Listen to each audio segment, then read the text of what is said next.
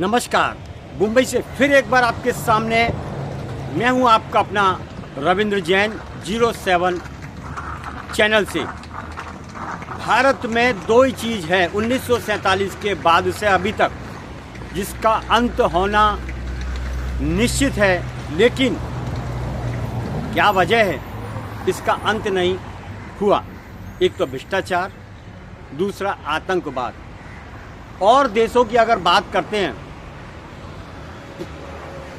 तो दुनिया में ऐसे कई सारे देश हैं जो छोटे हैं पर बड़े मजबूत हैं, जिसमें सबसे ऊपर नाम आता है मजबूती के साथ, देशभक्ति के साथ जुड़ा हुआ एक ही नाम है दुनिया के अंदर जहां पर आतंकवाद का नामो निशान नहीं है, भ्रष्टाचार का नामो निशान नहीं है। उस देश का नाम है इजराइल। छोटा है पर मजबूती के साथ डटा हुआ है, इसीलिए ना तो वहाँ भ्रष्टाचार है और वहाँ ना आतंकवाद है। सबसे बड़ी वजह 1947 के बाद से अभी तक भारत की राजनीति में इतना बड़ा भ्रष्टाचार है, इसीलिए यहाँ पर आतंकवाद मिटना नामुमकिन हो चुका है। देखिए, सरकारें बदलती है, कभी वो आती है, कभी कोई और सरकार आती है, फिर एक दोनों चर्चा करते हैं। कभी कोई आतंकवादी में कौन मरता है, या तो हमारा जवान मरता है या हमारी जनता मरती है, नेताओं में कोई नहीं मरता है। ये बात समझ के चलना, बहुत समझने की बात है हिंदुस्तानियों या आपके लिए कि भारत की राजनीति सबसे ज़्यादा भ्रष्ट है और वसूलीबाज है, अड्डेबाज है, दारूबाज है। सबसे गंदी राजनीति अगर है तो वो भारत की है। यहाँ पर भ्रष्टाचार और आतंकवाद ये इसलिए ख़त्म नहीं हो पाता है क्योंकि इनकी जड़ें कहीं ना कहीं राजनीति से जुड़ी हुई है। ये सच्चाई है और हकीकत है। देखिए, और एक अच्छी बात बताता हूँ आपको। और चैनल तो ब्रेकिंग न्यूज़ बताते हैं, पता नहीं क्या क्या बताते हैं, ये होगा वो होगा, लेकिन सच्चाई बताने से हर चैनल घबराता है क्योंकि उन्हें कहीं ना कहीं या तो डर बैठा है या माल का कोई विषय है। ये हकीकत है कि हर आदमी अपनी पहले सोचता है, देश की बाद में सोचता है। देखिए, हकीकत तो ये है कि भ्रष्टाचार और आतंकवाद की सबसे बड़ी जड़ है वो हमारे कुछ नेता हैं जो देश से गद्दारी करते हैं और करते रहेंगे। ये कहीं ना कहीं मुगलों के वंशज हैं। आज पूरी दुनिया में मुगल जात ऐसी है जिन्होंने हर जगह माहौल ख़राब करके पटका है, और ये बीमारी सबसे बड़ी भारत के अंदर है। देखिए, बहुत से देश हैं उन्होंने परमानेंट इलाज कर दिया, जैसे इजराइल है हमारा, मैं बार बार एक नाम लेता हूँ, इजराइल, जापान। ये ऐसे देश हैं, किस किस का नाम लेंगे, लेकिन थोड़े से नाम मैं आपको समझा देना चाहता हूँ, जिन्हें अपने देश से मोहब्बत है, अपने लोगों से मोहब्बत है और अपनी तरक्की से मोहब्बत है। लेकिन भारत एक ऐसा देश है जहाँ पर भ्रष्टाचार की नदियाँ बहती हैं, आतंकवाद जगह जगह फैला हुआ है, लेकिन इसका इलाज नहीं हो पाया। अभी देखिए, जम्मू कश्मीर के अंदर 28 निहत्थे लोगों को मार दिया, बस बयानबाजी शुरू हो गई। जगह जगह नेताओं ने मोमबत्तियाँ ले ली, बैनर लगा लिए, अपनी फ़ोटोआँ खिंचा ली। ये जो फ़ोटो खिंचाने वाले नेता हैं खतरनाक हैं, बहुत खतरनाक ये नेता हैं। ये सिर्फ अपनी रोटियाँ सेकते हैं, इन्हें देश से, जनता से कोई मोहब्बत नहीं। ऐसी रोटियाँ सेकने वाले नेताओं को बॉर्डर पे भेजो बॉर्डर पे। ये कोई भाषा बात करता है, कोई अपनी राजनीति रोटियां सेकता है, कोई कुछ करता है, कोई कुछ करता है, कोई कुछ करता है। ये गंदी राजनीति और वसूलीबाज नेता सबसे ज़्यादा भारत में है, हर कोने में है। इसका इलाज करना पड़ेगा, जनता को करना पड़ेगा, हमारे मिलकर देश को करना पड़ेगा, संगठन होके एक होके करना पड़ेगा। वरना ये नेता, शासन और प्रशासन मिलके देश की जनता को नौचते रहेंगे। एक मुद्दे को ख़त्म करने के लिए दूसरा मुद्दा उठाएंगे, दूसरे को ख़त्म करने के लिए तीसरा उठाएंगे, और देश की जनता को पागल बनाते रहेंगे, उलझाते रहेंगे। जम्मू कश्मीर के अंदर ये आतंकवाद का विषय कब से है? 1947 के बाद से अभी तक ये आतंकवाद का मसला क्यों नहीं सुलझा? इसकी बड़ी वजह है, इस मुद्दे को नेता ही नहीं सुलझाना चाहते हैं। अगर नेताओं ने सुलझा दिया तो वहाँ पर शांति हो जाएगी, और अगर वहाँ पर शांति हो जाएगी तो नेताओं की रोटियां सेकना बंद हो जाएगी। हकीकत कुछ हद तक लोगों का यही कहना है। अब कौन सा नेता चाहिए जो भारत से भ्रष्टाचार मिटा सके और आतंकवाद को जड़ से ख़त्म कर सके।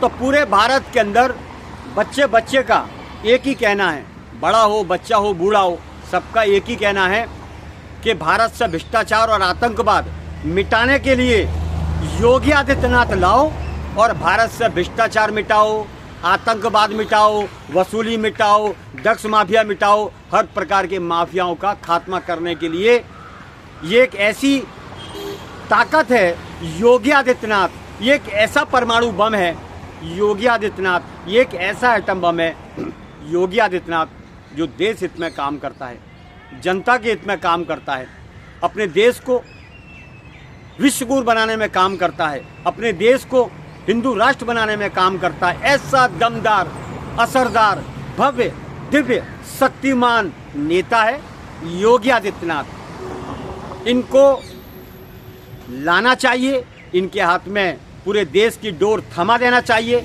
ऐसा हर जनता का कहना है, बच्चे बच्चे का कहना है। और ये कहना तो मेरा भी है, क्योंकि जितने भी सरकारें लोग हैं एक्शन लेने में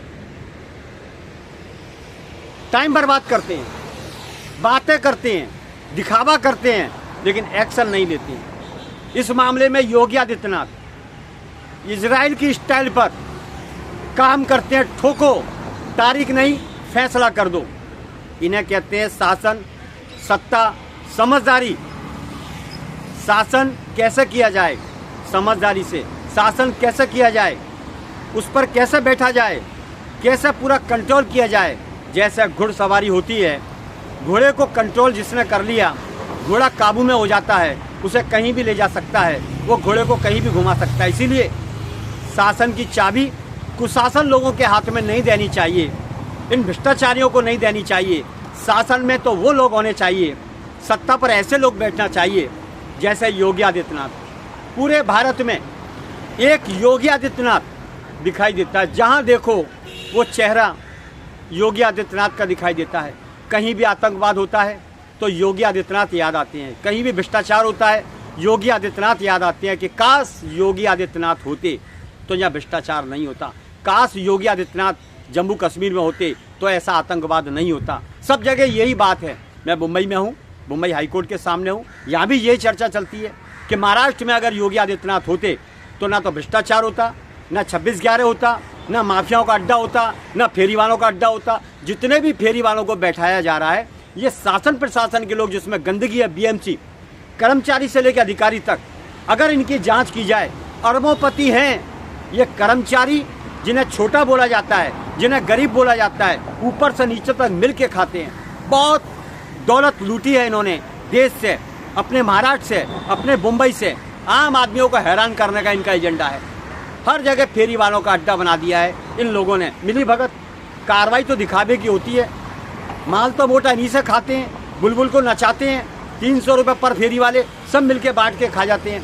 शासन प्रशासन में ऐसी गंदगी है। मैं आपको फिर बोलना चाहता हूँ, देवेंद्र फडणवीस से विनती करता हूँ और मुंबई हाईकोर्ट के सामने बार बार आने का मकसद ये है कि मुंबई हाईकोर्ट हमारी बात को सुने और ये भी सुने कि आपके जजमेंट और आपकी बातों का यहाँ पर कोई असर नहीं होता है, आपके बातों का कोई इज्जत नहीं है, आपकी बातों का कोई वैल्यू नहीं है। जब देवेंद्र फडणवीस की नहीं सुनी जाती, एक सीएम की बातों को उतार दिया जाता है, हवा में लिटा दिया जाता है। यहीं के कुछ बीएमसी के ज़्यादातर अधिकारी, कर्मचारी और शासन प्रशासन में बैठे हुए कुछ लोग इनको कुछ समझते ही नहीं है।